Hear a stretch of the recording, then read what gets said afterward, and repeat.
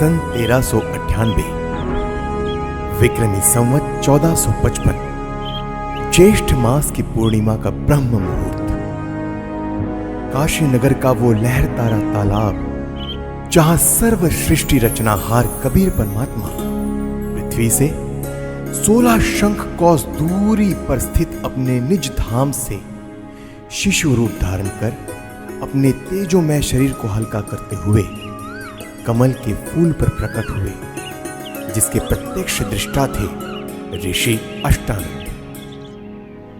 इस पूरे घटनाक्रम को देख ऋषि जी आश्चर्यचकित रह जाते हैं और सोचते हैं,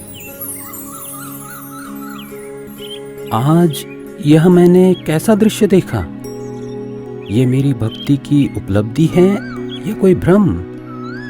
गुरुदेव से पूछता हूं।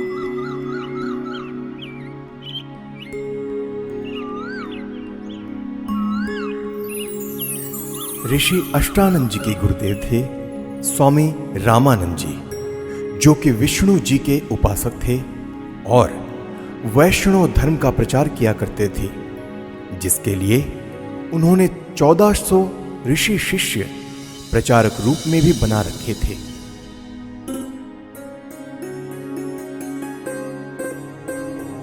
प्रणाम गुरुदेव। प्रणाम। क्या बात है अष्टानंद, कुछ दुविधा में लग रहे हो? हे गुरुदेव, आपकी आज्ञा हो तो मैं अपनी एक शंका का समाधान चाहता हूँ। कहो, क्या बात है? हे गुरुदेव, आज साधना करते समय मुझे आकाश से एक प्रकाश नीचे की ओर आते दिखा, जिसे मेरी आंखें सहन न कर सकी और आंखें बंद हो गई, जिसके बाद मेरी आंखों के सामने एक नवजात शिशु का प्रतिबिंब बन गया। पुनः आंखें खोली तो वह प्रकाश तालाब के एक कोने में सिमटता हुआ दिखाई दिया। हे गुरुदेव, कृपया मेरी शंका का निवारण कीजिए। यह मेरी भक्ति की कोई उपलब्धि है या कोई दृष्टि दोष? हे ऋषि जी, यह न तो भक्ति की उपलब्धि है और न आपका दृष्टि दोष। इस प्रकार की घटनाएं उस समय होती है जब ऊपर के लोकों से कोई देव पुरुष पृथ्वी पर अवतार धारण करने के लिए आते हैं और किसी स्त्री के गर्भ में निवास कर फिर बालक रूप धारण करके लीला करते हुए अपना अपेक्षित कार्य पूरा कर जाते हैं। अष्टानंद, कोई देव पुरुष ऊपर के लोकों से आया है।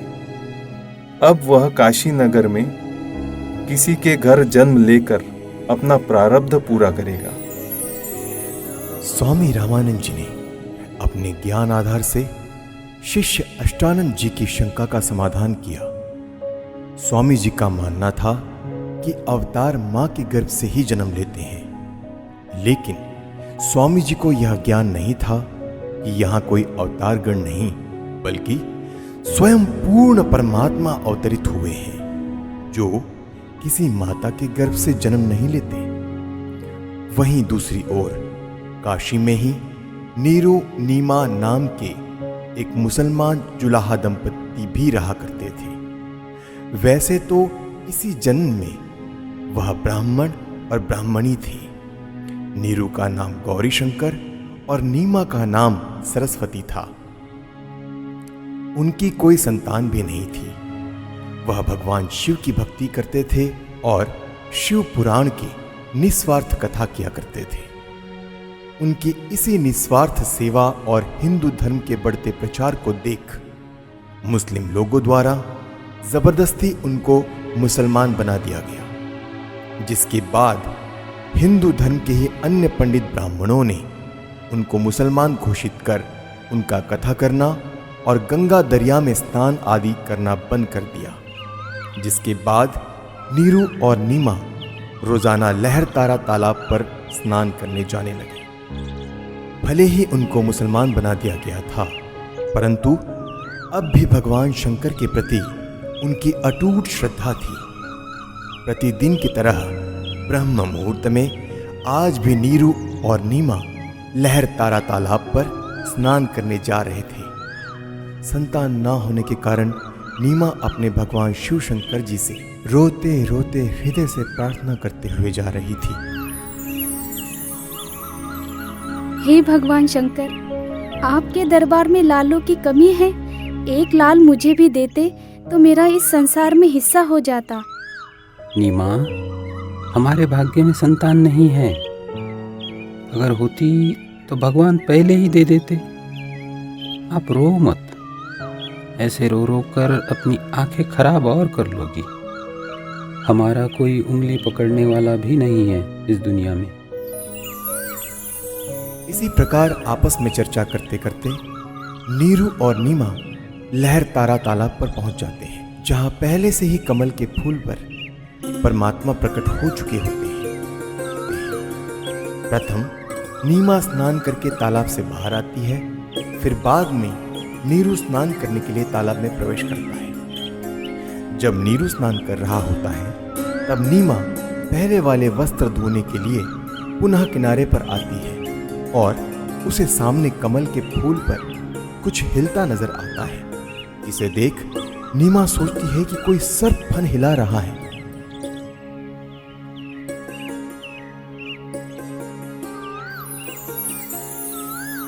देखना जी, कमल के फूल पर बालक है। कमल के फूल पर बालक है। ये तो बच्चे की चाह में बिल्कुल पागल हो गई है। अब तो इसको जल के अंदर भी बच्चे दिखाई देने लग गए हैं। ये शंकर भगवान, इसको सद्बुद्धि दो दाता। देखना जी, कमल के फूल पर बालक है। बस कर नीमा, अब तुझे यहाँ जल में भी बच्चे दिखाई दे रहे हैं। जल में कहाँ से बालक आएगा? हे भगवान! देखना जी, वो बच्चा डूबेगा जल में।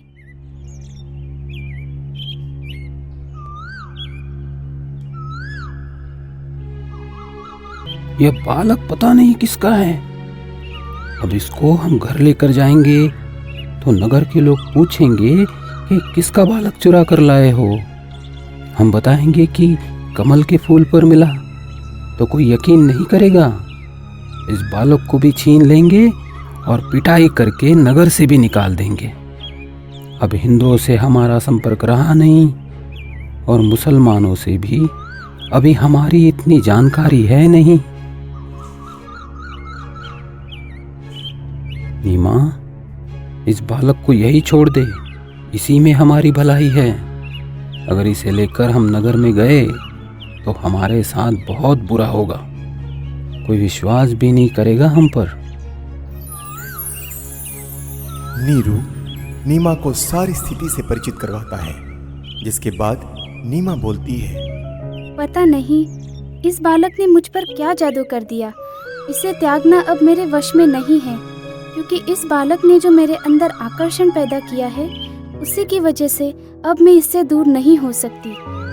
मैं मर सकती हूँ लेकिन इसे नहीं छोड़ सकती। नीमा, तू बहुत सिद्धि हो गई है। मैंने तुझसे आज तक गुस्से से भी नहीं बोला, यह सोचकर कि तू पहले ही संतान के वियोग में दुखी रहती है, परंतु अब मेरे प्यार का नाजायज फायदा उठा रही है। देखो जी, आप कुछ भी कहो, लेकिन मैं इस बालक को नहीं छोड़ सकती। नीरू के काफी समझाने के बावजूद भी नीमा नहीं मानती। तब नीरू ने रोते हुए आंखों में आंसू लिए पहली बार नीमा के ऊपर हाथ उठाया और बोला, रख दे इस बालक को यही, नहीं तो तुझे थप्पड़ मारूंगा। नीरू, मैं तुम्हारे लिए ही आया हूँ। मुझे घर ले चलो, तुम्हें कोई कुछ नहीं कहेगा। ये क्या बालक बोल रहा है? जरूर यह भूत प्रेत या कोई सिद्ध पुरुष है। हे शंकर भगवान, लाज रखना। यह विचार कर नीरू चुपचाप बच्चे को घर ले जाता है। परमेश्वर का शरीर बहुत सुंदर था। आंखें जैसे कमल के फूल हो, घुंघराले बाल, लंबे हाथ और उनकी लंबी लंबी अंगुलियां। शरीर से मानो नूर झलक रहा हो। पूरी काशी में ऐसा अद्भुत बालक नहीं था। नवजात शिशु रूप परमेश्वर कबीर जी को देखने के लिए पूरा काशी नगर उमड़ पड़ा। जो भी बालक को देखता तो उसके चेहरे से दृष्टि हटाने को दिल नहीं करता। शिशु रूप परमेश्वर को देख आत्मा अपने आप खींची चली जाती। देखते ही देखते स्त्री पुरुष झुंड के झुंड बनाकर मंगल गीत गाते हुए नीरू के घर बच्चा देखने को आने लग गए। परमेश्वर कबीर जी को देखकर कोई कहता यह बालक तो देव अवतार है, कोई कहता कि यह तो साक्षात विष्णु जी आए हैं, कोई कह रहा था यह भगवान शिव ही अपनी काशी नगरी को कृतार्थ करने के लिए उत्पन्न हुए हैं। अपनी अपनी समझ के अनुसार कोई कुछ कह रहा था तो कोई कुछ। यह सब सुनकर नीमा अप्रसन्न हो जाती है। मेरे बच्चे के विषय में कोई कुछ मत कहो। तुमने कभी बच्चा देखा भी है कि नहीं? ऐसे समूह के समूह मेरे बालक को देखने आ रहे हो? नीमा, हमने बालक तो बहुत देखे हैं, परंतु आपके बालक जैसा कभी नहीं देखा, इसीलिए हम इसे देखने आए हैं। हे भगवान शंकर, इनकी नजर से मेरे बच्चे की रक्षा करना। नीमा ने बालक रूप में परमेश्वर कबीर जी को ज्यों ही दूध पिलाने की कोशिश की तो परमेश्वर ने मुंह बंद कर लिया। सर्व प्रयत्न करने पर भी नीरू नीमा बालक को दूध पिलाने में असफल रहे। 25 दिन बीत गए परंतु बालक ने कुछ नहीं खाया पिया।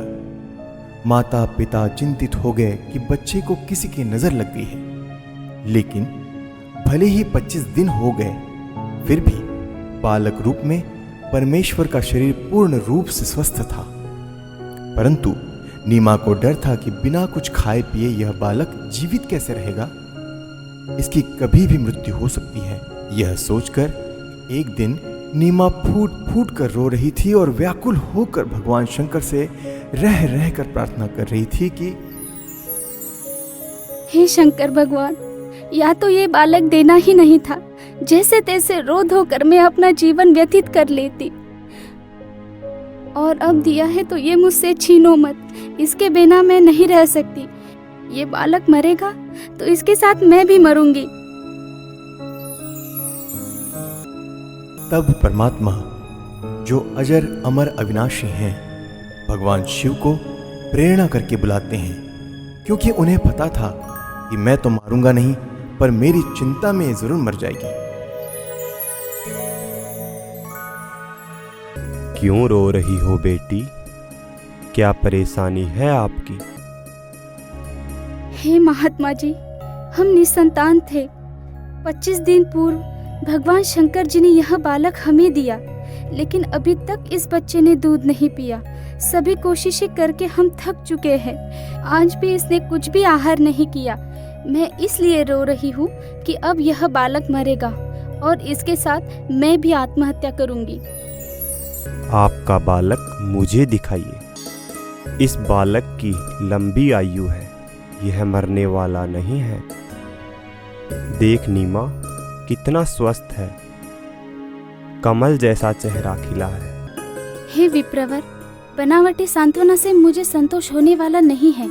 बच्चा दूध पिएगा तो मुझे सुख की सांस आएगी।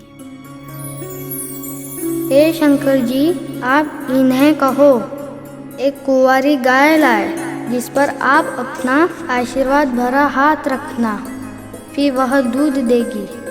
मैं उस कुंवारी गाय का ही दूध पीऊंगा। बेटी, अपने पति को बुलाओ। नीरू, एक कुंवारी गाय ले आओ और साथ में कुम्हार के घर से एक घड़ा भी लेकर आना। वह बछिया दूध देगी, उस दूध को यह बालक पिएगा। नीरू कुछ देर बाद ही एक बछिया और मटका लेकर आ जाता है, जिसके बाद परमेश्वर कबीर जी के आदेशानुसार विप्र रूपधारी शिव जी ने उस कुंवारी गाय की पीठ पर आशीर्वाद भरा हाथ रखा। उसी समय उस कुमारी गाय के थन लंबे लंबे हो गए और थनों से दूध की धार बह चली। नीरू ने पहले ही वह पात्र गाय के थनों के नीचे रख दिया था। दूध का पात्र भरते ही थनों से दूध निकलना बंद हो जाता है। फिर उस दूध को शिशु रूपधारी परमेश्वर कबीर जी ने पिया। नीरू नीमा ने ब्राह्मण रूपधारी भगवान शिव के चरण लिए। तत्पश्चात विप्र रूपधारी शिव जी वहां से चले जाते हैं।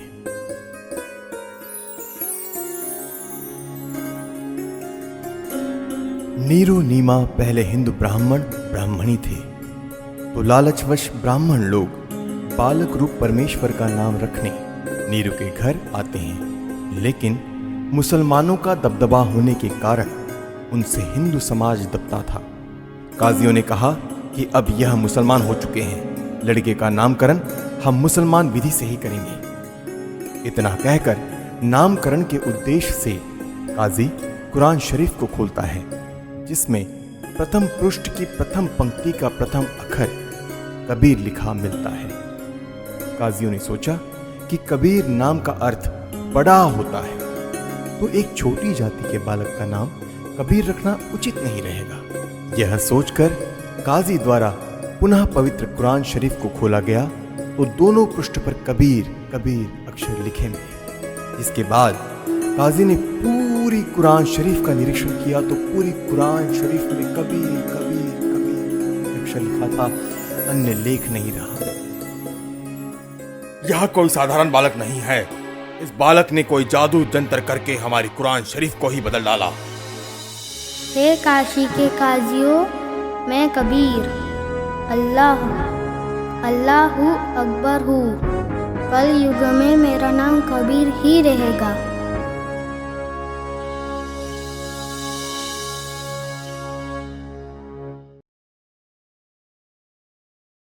ये अनमोल ज्ञान जगत गुरु तत्वदर्शी संत रामपाल जी महाराज के सत्संगों का अंश मात्र है। संपूर्ण आध्यात्मिक ज्ञान के लिए सुनिए संत रामपाल जी महाराज के मंगल प्रवचन। आप संत रामपाल जी महाराज जी के मंगल प्रवचन संत रामपाल जी महाराज एप्लीकेशन पर भी सुन सकते हैं तथा उनके द्वारा लिखी पुस्तकें भी डाउनलोड कर सकते हैं।